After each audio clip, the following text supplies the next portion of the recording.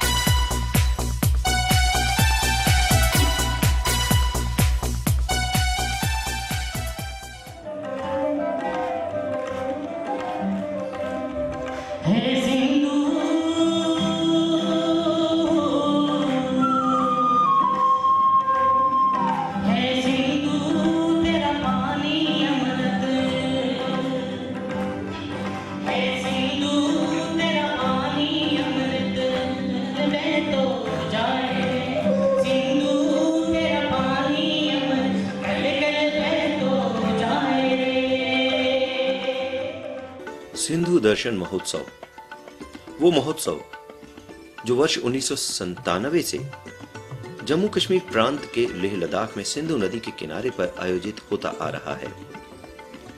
प्रतिवर्ष जून की 18 तारीख से इस महोत्सव के लिए सिंधु दर्शन यात्रा का आरंभ होता है और देश भर से ही नहीं बल्कि अब तो विदेशों से भी सैलानी यात्री इस महोत्सव में शामिल होने के लिए आने लगे हैं।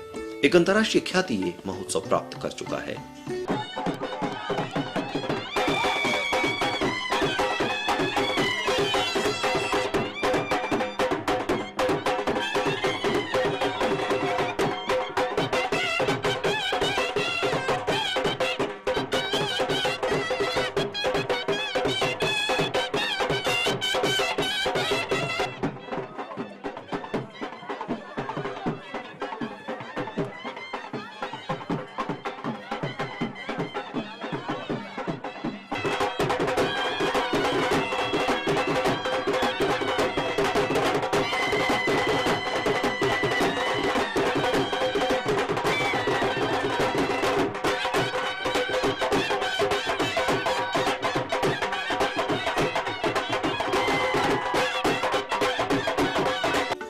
वर्ष 2017 में इस सिंधु दर्शन महोत्सव का आरंभ 18 जून की शाम जम्मू के पुलिस ऑडिटोरियम में सांस्कृतिक कार्यक्रमों के साथ हुआ।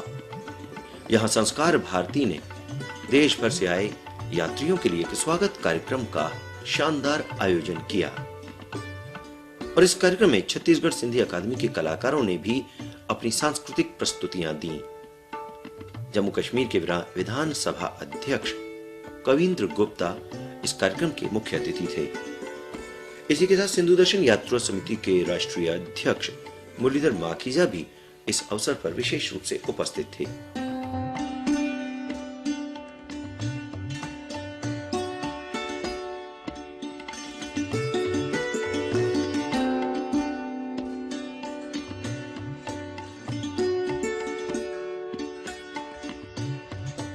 आइए आनंद लेते हैं उन सांस्कृतिक कार्यक्रमों की झलकियों का जिन्हें देखकर इस कार्यक्रम में मौजूद सभी यात्री मंत्रमुग्ध से रह गए।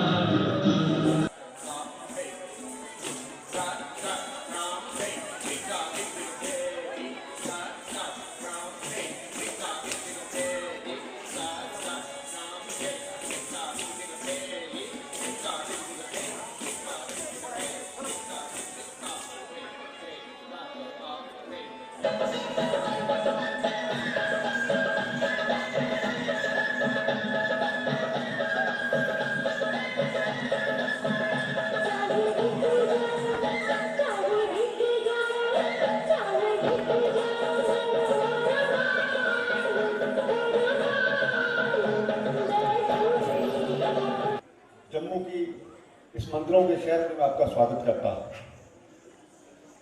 इस यात्रा के साथ पिछले लगभग 7-8 वर्षों से मेरा जुड़ाव रहा है। मुझे 5 वर्ष अध्यक्ष रहने का मौका भी मिला, लेकिन अध्यक्ष रहने के बावजूद भी मैं इस यात्रा पर नहीं जा सका। पिछले वर्ष मुझे लेह में जाने का मौका मिला और वहाँ पर जाकर के पता चला कि किस प्रकार पूरे देश भर से लोग अपनी सभ्यता और संस्कृति को बचाए रखने के लिए वहां पर आते हैं। और आज हम सब जानते हैं कि हमारी सभ्यता में चाहे वो नदी हो, उसको हमने मां का रूप दिया है। गंगा को हम माता कहते हैं, कृष्णा, कावेरी, इसी प्रकार से। और जब से ये यात्रा शुरू हुई, मुझे लगता है कि जम्मू कश्मीर की एकता और अखंडता बनाने में आप सब लोग एक बहुत बड़ा योगदान दे रहे हैं। देश भर से जब यात्री आते हैं, आप उसमें परिचय बढ़ता है, तो निश्चय ही ये जो हमारे सभी ऑफिस बेरर वगैरह यहाँ हर वर्ष यहाँ पर जो यात्रा में आते हैं, तो बहुत अच्छा लगता है। देश की एकता और अखंडता को बचाए रखने की जिस प्रकार कश्मीर में स्थितियाँ रही, तो निश्चय ही आप सबने योगदान दिया है। मैं चाहता हूँ कि इस वर्ष भी वहाँ पर जाकर के आप सब लोगों के साथ रहूँ। 23-24 का कार्यक्रम वहाँ पर बना रहा हूँ और एक बार फिर से आप सभी का स्वागत करता हुआ कि आप हर वर्ष यहाँ पर आए। अलग भाषा, अलग भेष, फिर भी अपना एक देश, ये हमारा नारा है।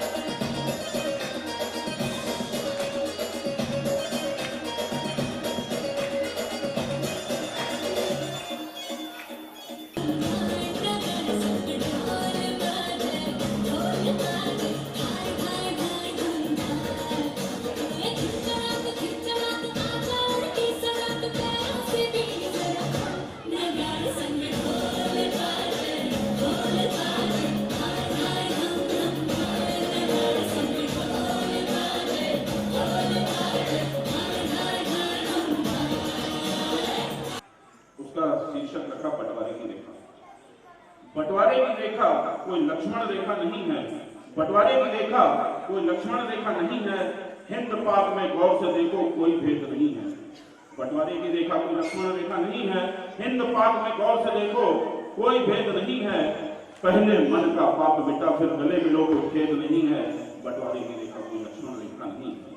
चतुर्फिरंगी की चालों को यदि जिन्ना ने जाना होगा, गांधी जी के लाख मनाने को यदि जिन्ना ने माना होगा, नहीं टूटता वतन हमारा न दिल के बंटवारे होते, तुमने अपने दिलो जान से यदि हिंद को माना होगा। ये इशारा मेरा पड़ोसी देश की तरफ है। तुमने अपने दिलो जान से यदि हिंद को माना होगा। नफरत को बोलते हो दिल में, नफरत को बोलते हो दिल में, तो नफरत ही काटोगे। नफरत से दिल भरा हुआ है तो नफरत ही बांटोगे। सोचो इस नफरत से क्या हासिल कर पाए हो। पहले देश को बांट चुके, अब क्या बचा जो बांटोगे। बंटवारे से पहले हमने कितना भाईचारा था, वो आजाद ये मुल्क हमारा हम सबका नारा था।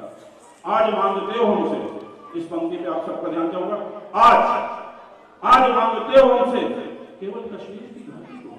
अरे बंटवारा न करते तो पूरा हिंदुस्तान तुम्हारा था, पूरा हिंदुस्तान।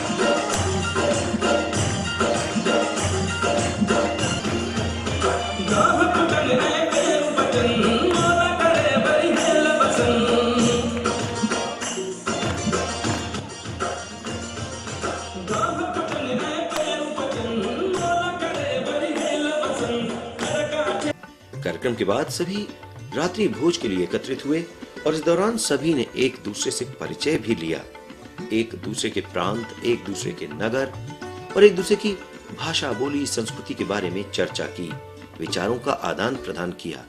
और वास्तव में यही तो मकसद है ऐसे महोत्सवों का। ये महोत्सव देश भर के यात्रियों को एक साथ एक सूत्र में जोड़ते हैं। 19 जून की सुबह सभी ने गुरुद्वारे के दर्शन किए और इसके बाद पूजा अर्चना कर बस में बैठे यात्रियों को दी गई विदाई।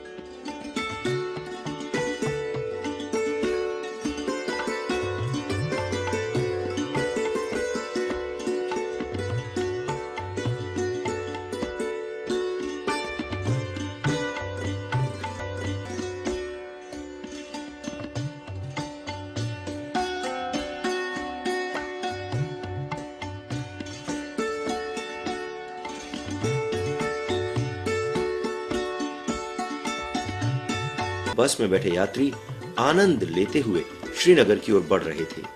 साथ ही मार्ग में रुक रुक कर सुंदर दृश्य देखकर हर्षित हो रहे थे। कई बार तो यात्री बस को रोककर नीचे उतरते और सामूहिक फोटो लेने का भी आनंद ले रहे थे। आखिर ऐसे शानदार कुदरती नजारे बार बार तो देखने को नहीं मिलते।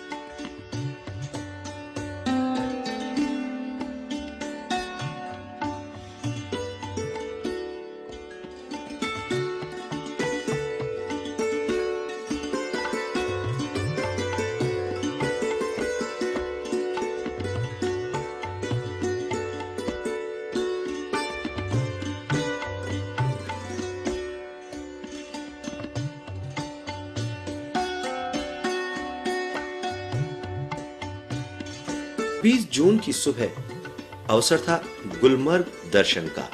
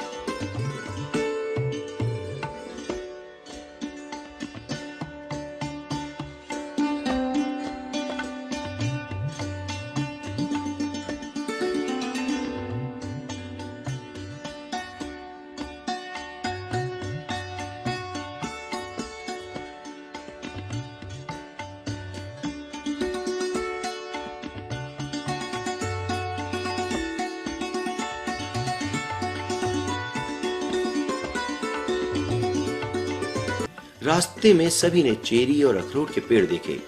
जिन बाग बगीचों में ये पेड़ लगे थे, उनके मालिकों से यात्रियों ने इन पेड़ों के बारे में जाना और कुछ चर्चाएं की।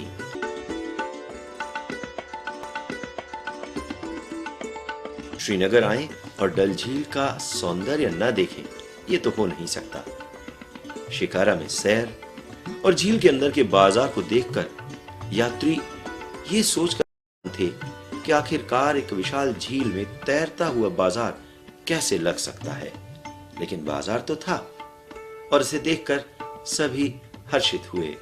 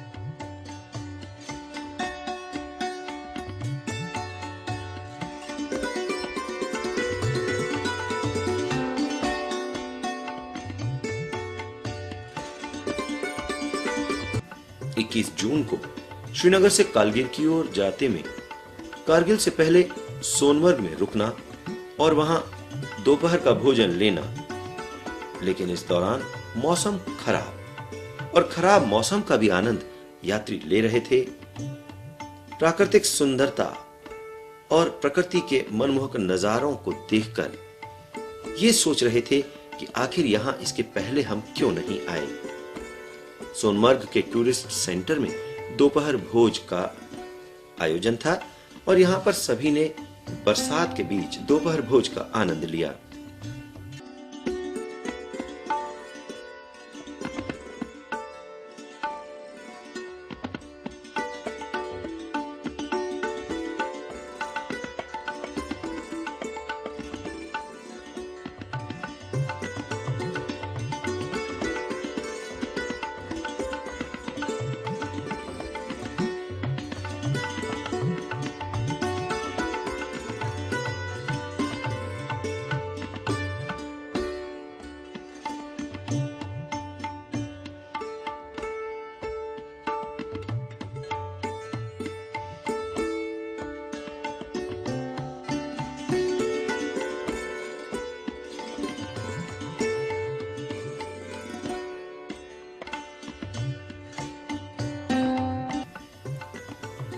इक्कीस तारीख की रात को कारगिल पहुंचने से पहले सोनमर्ग से आगे जाते हुए मार्ग में द्रौपदी कुंड के दर्शन भी यात्रियों ने किए।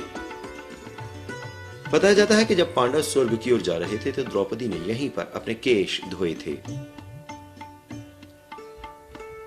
द्रौपदी कुंड के बाद आगे बढ़ते हुए एक बार फिर प्राकृतिक नजारों को निहारना और द्रास पहुंचकर शहीद मेमोरियल को देखना यात्री नहीं भूले। शहीद मेमोरियल पहुंचकर उस ऐतिहासिक कारगिल युद्ध की याद ताजा हो जाती है, जिसमें देश के हजारों जवानों ने अपने प्राणों को मां भारती के लिए न्यौछावर कर दिया था।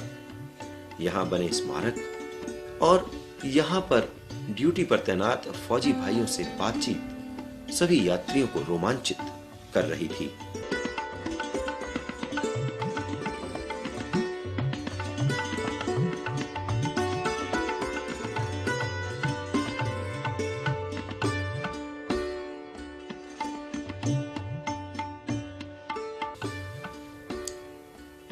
बाईस जून की सुबह कारगिल से लेह की ओर यात्री रवाना हुए और अब प्राकृतिक नजारों के रूप में उनके सामने थे ऊंचे ऊंचे पहाड़, पर अलग अलग रंग के पहाड़, मानो सभी यात्रियों का खुशनुमा अंदाज में स्वागत कर रहे हों। मार्ग में आगे बढ़ना और मां सिंधु के पहले दर्शन जंस्कार नदी के साथ संगम के रूप में यात्रियों को खूब भाया। सिंधु और जंस्कार का यह संगम देखना भी यात्री कभी नहीं भूलते।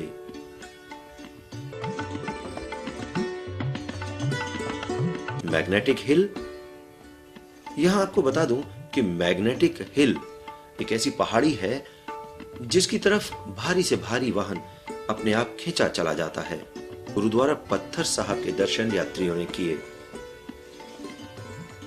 गुरुद्वारा पत्थर साहिब में न सिर्फ यात्रियों ने दर्शन किए बल्कि लंगर भी छका और सेवा भी की।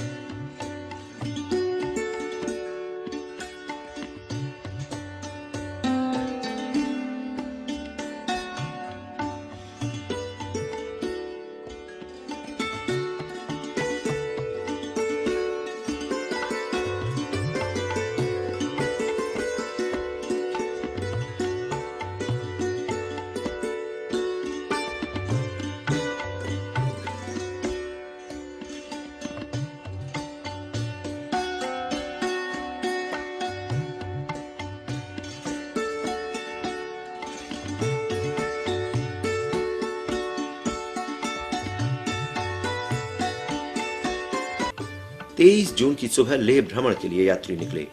लेह भ्रमण के दौरान सभी ने देखा हॉल ऑफ फेम।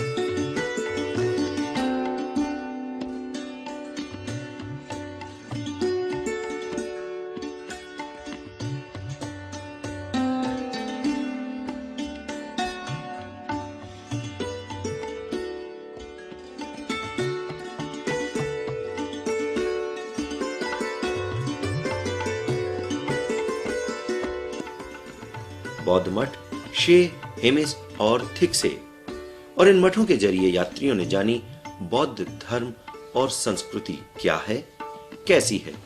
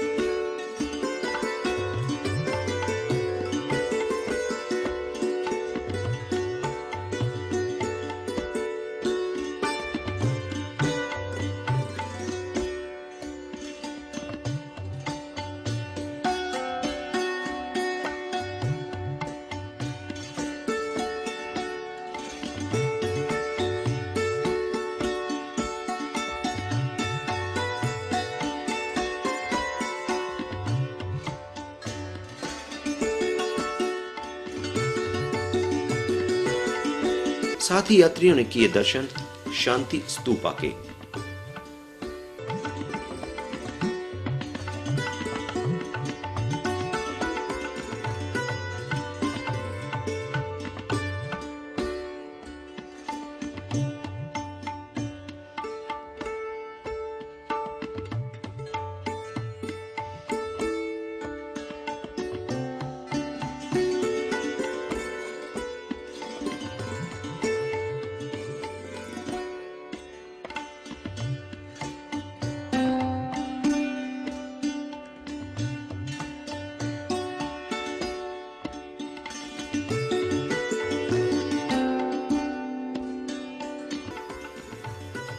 तेईस जून की शाम लेह में भारतीय विद्या निकेतन नाम के विद्यालय में स्वागत कार्यक्रम का आयोजन था। सभी को खतक पहनाकर स्वागत किया गया और इसके बाद यहां सिंधी शहनाई और north zone cultural centre Patiala के साथ ही लेह के स्थानीय कलाकारों ने एक से बढ़कर एक सुंदर प्रस्तुतियां दी। विद्यालय के स्कूली बच्चों ने भी यहां अपने गीत प्रस्तुत किए।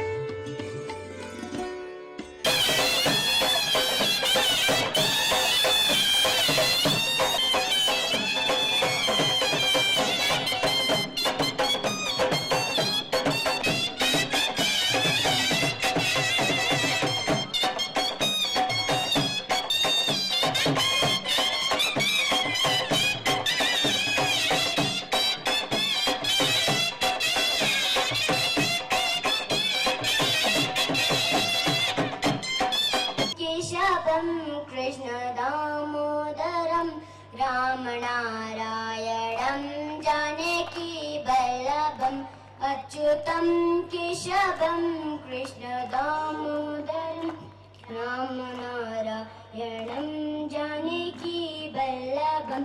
कौन कहते हैं भगवान नाचते नहीं, तुम गोपियों के तरह नचाते नहीं। हम जानकी वल्लभम, कौन कहते हैं भगवान खाते नहीं, बेर शबरी के जैसे खिलाते नहीं। अच्युतम केशवम कृष्ण दामोदरम राम नारायणम जानकी वल्लभम।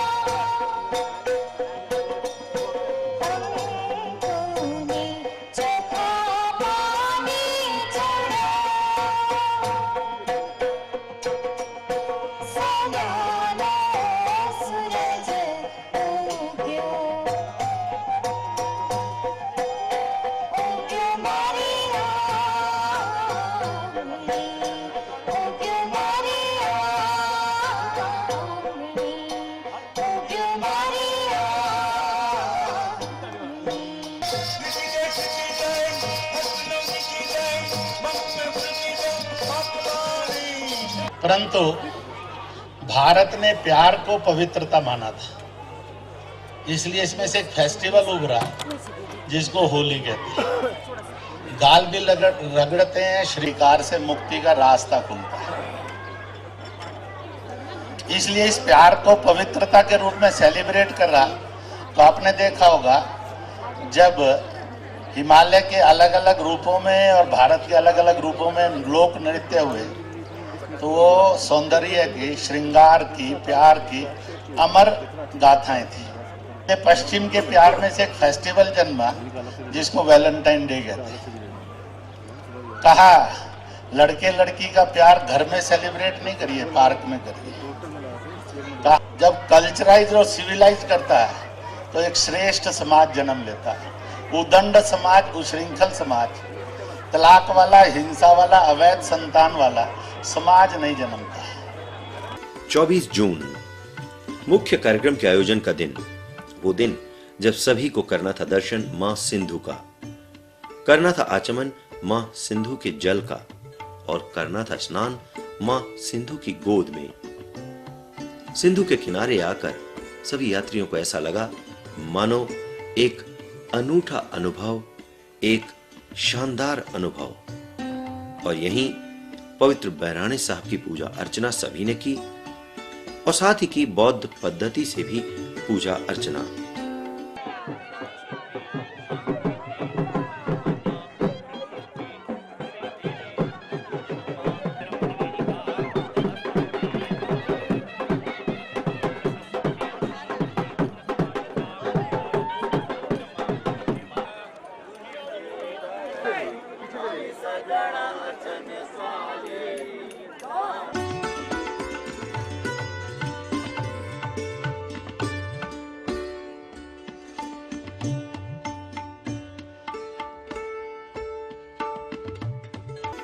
यहां मुख्य कार्यक्रमों के रूप में सांस्कृतिक आयोजनों की शुरुआत से पहले भाई फैज खान का सम्मान किया गया। और ये सम्मान इसलिए था कि भाई फैज खान अपनी सरकारी नौकरी छोड़कर मां गौ की सेवा के लिए, गौ माता की सेवा के लिए देश भर में पदयात्रा के जरिए एक संदेश देने के लिए इस सिंधु दर्शन महोत्सव से रवाना हुए।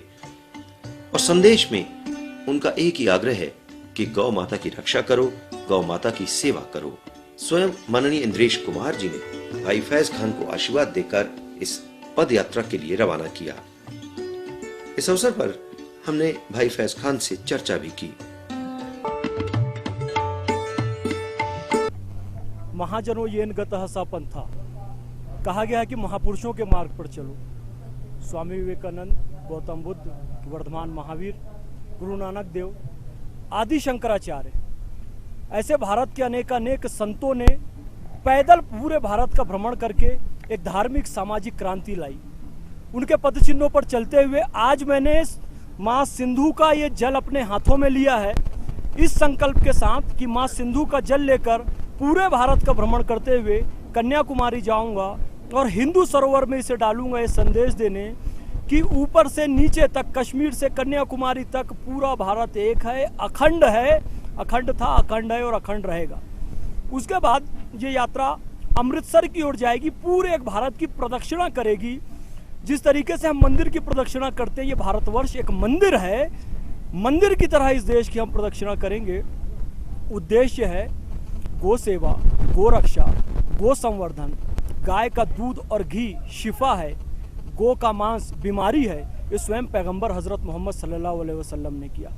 जो गाय के नाम पर आपस में भेदभाव डालने का प्रयास किया जा रहा है, मैं मोहम्मद फैज खान और मेरी पूरी टीम, इनका यह संकल्प है कि इस गलत फहमी को दूर करेंगे, गाय की प्रतिष्ठा पुनः स्थापित करेंगे, पुनः भारत को विश्व गुरु के पद पर विराजित करेंगे। गौ माता की, गौ माता की। निश्चित रूप से ये 21वीं सिंधु दर्शन यात्रा अपना एक बड़ा इतिहास रचने जा रही है।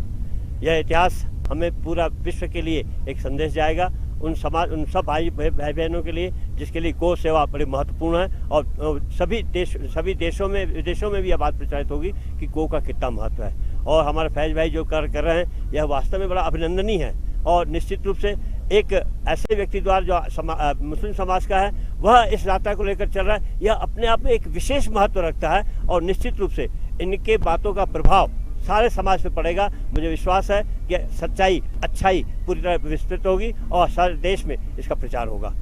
इसके बाद शुरू हुआ सिलसिला सांस्कृतिक कार्यक्रमों का।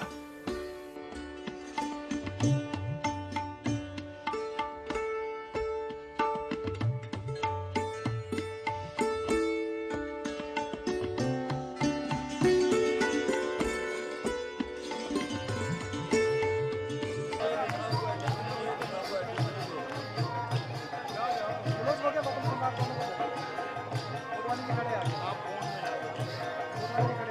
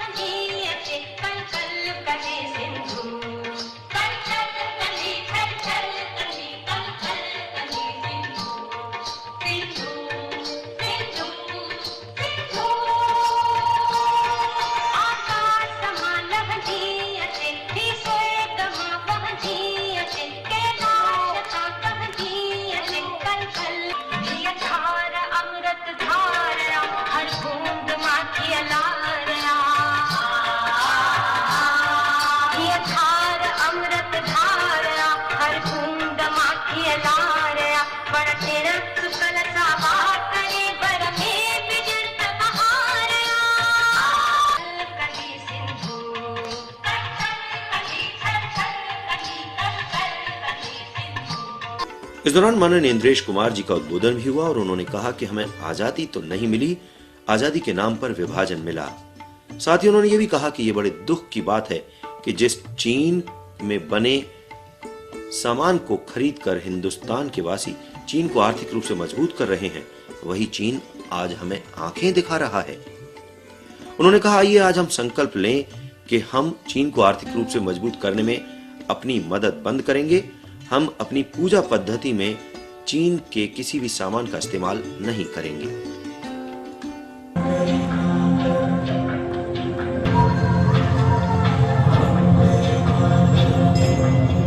ये रास्ता है, पर चीन को दुनिया ने कहा बहुत बड़ा ताकतवर है, तो चीन से कैसे निपटेंगे? तो चीन से हम युद्ध नहीं, अभी मेरे से पहले का हिंदुस्तान कहते हैं। आप और मैं जितने भी यहाँ बैठे, चीन का हर रसोई के अंदर दखल है, हर मंदिर में दखल है, हर पर्स में दखल है, हर जेब में दखल है, जिसका परिणाम निकला पिछले 7 साल के अंदर 3 करोड़ प्लस में ऐसा भारतीय हो गया है जिसको 2 समय की भोजन नहीं है, तन ढकने के लिए कपड़ा नहीं है। हमने उसकी रोटी को छीन कर चीन के हवाले कर दिया। हमें बाद इस हिंदू उत्सव के अंदर और लेह में चीन के लोग आए और यहाँ आकर कहें हमें भी एक कार्यक्रम पेश करने दीजिए, हाथ में कटोरा होगा, भजन होगा उनका, दे अल्लाह के नाम दाता रखते थे। हम इस भारत को बनाएंगे, हम इस प्रकार के भारतीय बनेंगे। निकालिए और अपनी पूजा से निकाल दीजिए ताकि गुलामी वाली पूजा ना हो। अपने उस त्योहार से निकाल दीजिए जो मेरे और आपका सांस्कृतिक जीवन मूल्य है, जिसके कारण हमने स्वतंत्रता स्वाभिमान को प्राप्त किया है। इसलिए मैं पूछूंगा कि त्योहार आप कहेंगे, मैं कहूंगा त्योहार चीनी माल, आप कहेंगे नहीं, तो चीनी माल से नहीं, हिंदुस्तानी माल से मनाएंगे। और जब 24 जून को सिंधु नदी के किनारे इन कार्यक्रमों के समापन का अवसर आया तो सभी ने एक दूसरे को न सिर्फ बधाइयां दी बल्कि एक दूसरे के साथ सभी मिलकर खूब नाचे, खूब झूमे।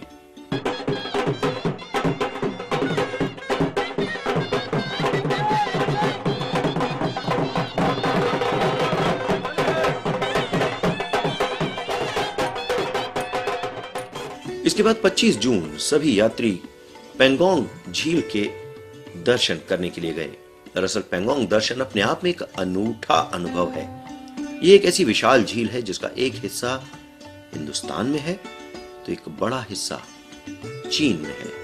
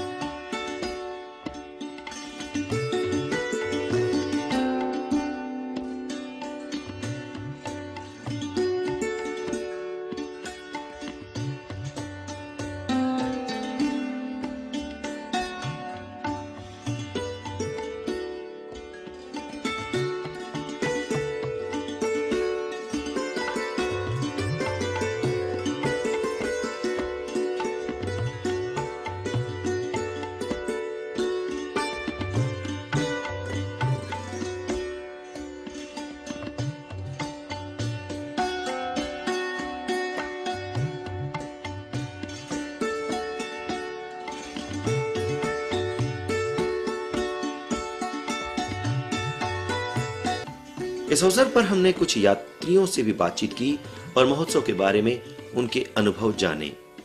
इस यात्रा से हमको हमारा देश कहाँ कैसी परिस्थिति में लोग कैसे जी रहे हैं वो एक देखने का, समझने का एक मौका मिला है। इस यात्रा के कारण हम हमारे देश को पहचानने लगे हैं। ये सिंधु दर्शन यात्रा भारत को जोड़ती है। भारत के हर कोने से यहाँ यात्री आता है और सबसे बड़ी बात है चाइना को संदेश जाता है कि हम यहाँ हैं। सबसे बड़ी बात यात्रा का उद्देश्य यह रहता है कि चाइना को बहुत बड़ा संदेश चला जाता है कि हम यहाँ पर है। और सिंधु दर्शन यात्रा से एक फायदा ये हुआ है कि लेह का विकास हुआ है, इकोनॉमी वहाँ की मजबूत हुई है और एक उनको लगा है लेह वासियों को, लद्दाख वासियों को कि हम अकेले नहीं हैं, हमारे साथ पूरा देश, पूरा भारत साथ में खड़ा है। बहुत बहुत धन्यवाद। सिंधु यात्रा समिति ने जो ये ऐतिहासिक काम किया है, 21 सालों में इस दूर दराज के क्षेत्रों में जहाँ कोई नहीं आता था, भारत के सभी प्रांतों से लोगों को लाकर यहाँ अनेकता में एकता का परिचय दिया है।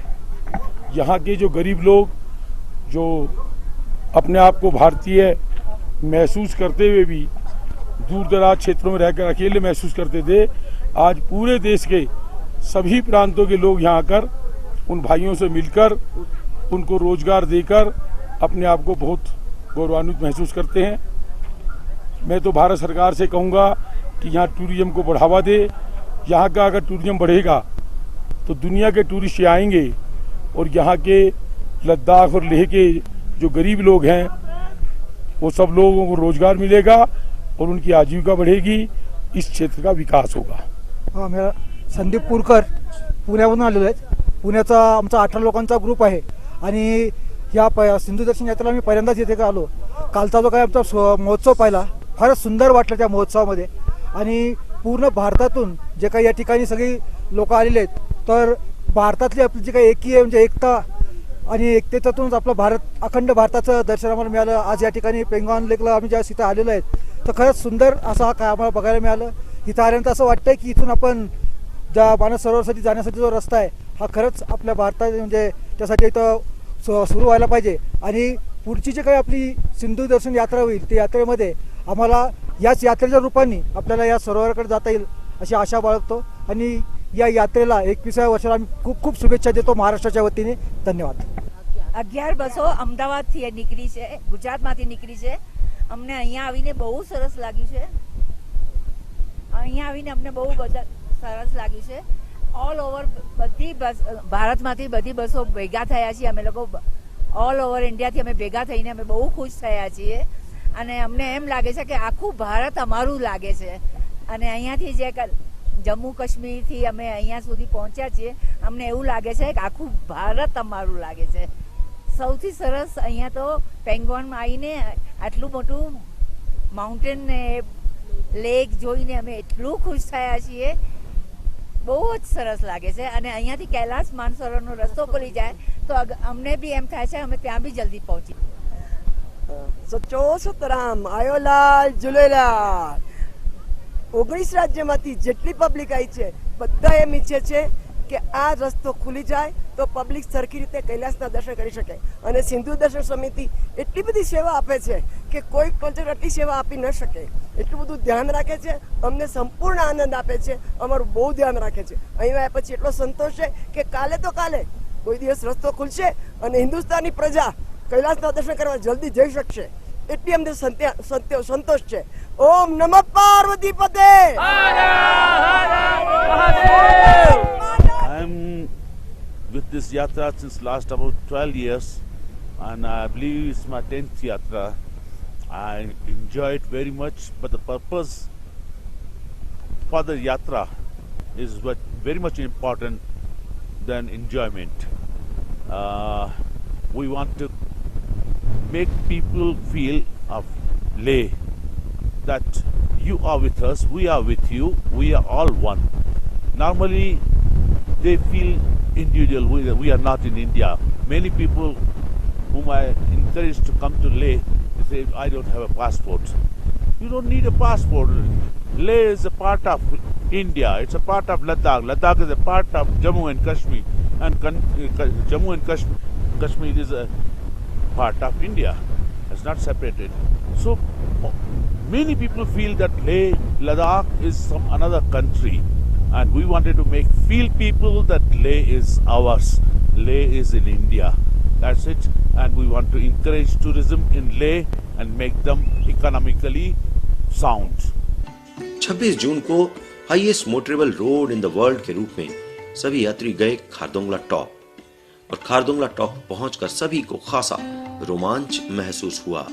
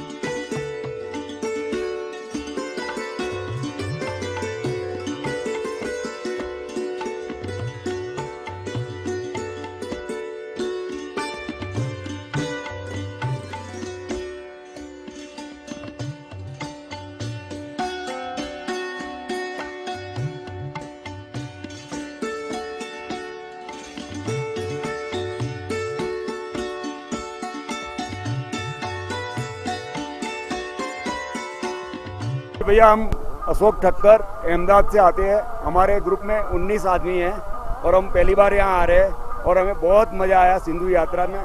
और यहाँ 18,380 फुट पे जो हाइट पे हमको यहाँ कारगुडा पास घूमने मिला वो बहुत ही अच्छा लगा.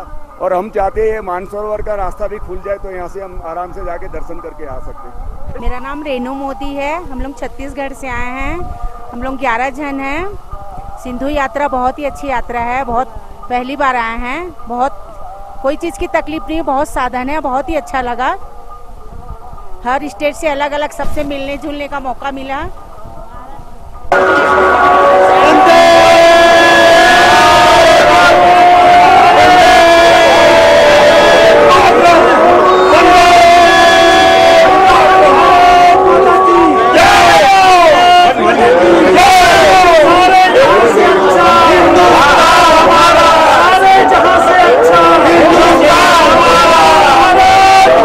खारदोंगला टॉप से आने के बाद विदाई समारोह. 26 जून की शाम लेह के एक विशाल मैदान में विदाई समारोह का आयोजन किया गया. यहां भारतीय सिंधु सभा के राष्ट्रीय कार्यवाहक अध्यक्ष श्री लधाराम नागवानी जी ने कहा कि इस बार सिंधु दर्शन महोत्सव में 18 प्रांत शामिल हुए, पर आगे इस संख्या में वृद्धि हो ऐसा प्रयास हम सभी को करना है. उन्होंने ये भी कहा कि आगामी सिंधु दर्शन महोत्सव में नौजवान साथी मोटरसाइकिल के जरिए आए, ये भी प्रयास होगा। जब हम पहली बार यात्राओं में आया करते थे तो 2 या 3 प्रांत इसमें शामिल हुआ करते थे। अब इस बार 18 प्रांत इसमें शामिल हुए हैं। देश के 18 प्रांत इसमें शामिल हुए हैं। हम लोगों की समिति की और मेरी भी एक इच्छा है कि आने वाले वर्षों में पूरे भारत में जितने 29 प्रांत हैं, सारे के सारे प्रांत इसमें शामिल हों, और उसका प्रयास चल रहा है। आज एक बैठक थी, उसमें आदरणीय इंद्रेश जी का एक सुझाव था, बहुत ही उम्दा सुझाव, सभी कार्यकर्ताओं को पसंद आया कि हमारे युवा आना चाहते हैं, वो बाइक से चल के आना चाहते हैं, मोटरसाइकिल से। बहुत अच्छा सुझाव था, उसको भी आज मान्यता दी गई है, और आने वाले वर्षों में हमारे युवा भी हजारों की संख्या में उसमें आएंगे। यात्रियों के लिए आयोजित इस विदाई समारोह में एक बार फिर एक से बढ़कर एक सांस्कृतिक कार्यक्रमों की प्रस्तुति हुई। ऐसा लगा मानो अनेकता में एकता की कल्पना साकार हो उठी है, जीवंत हो उठी है, क्योंकि हिंदुस्तान के अलग अलग प्रांतों के सांस्कृतिक कार्यक्रम एक मंच पर प्रस्तुत किए जा रहे थे। समूचा भारत सांस्कृतिक कार्यक्रमों के जरिए यहाँ एकत्रित था।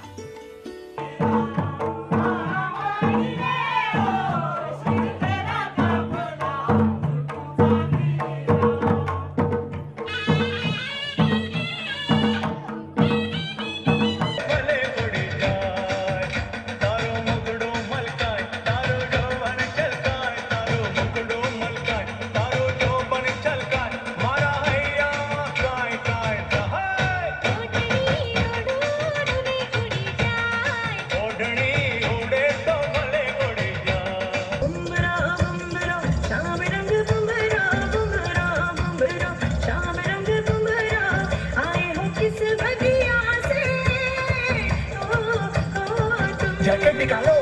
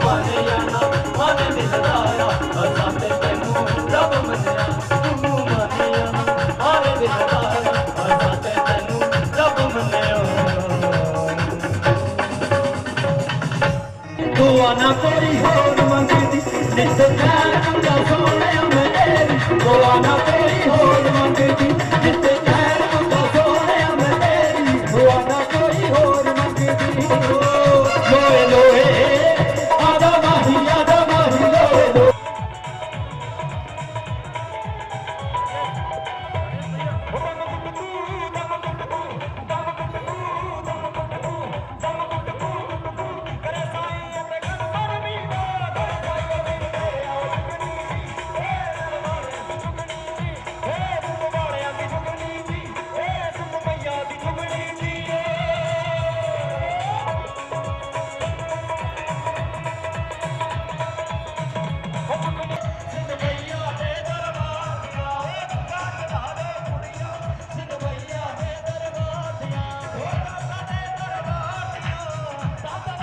और इसी के साथ शाम से रात हुई, लेकिन मानो कोई जाना ही नहीं चाहता था। पर जाना तो था, आखिर विदाई की घड़ी जो आ चुकी थी।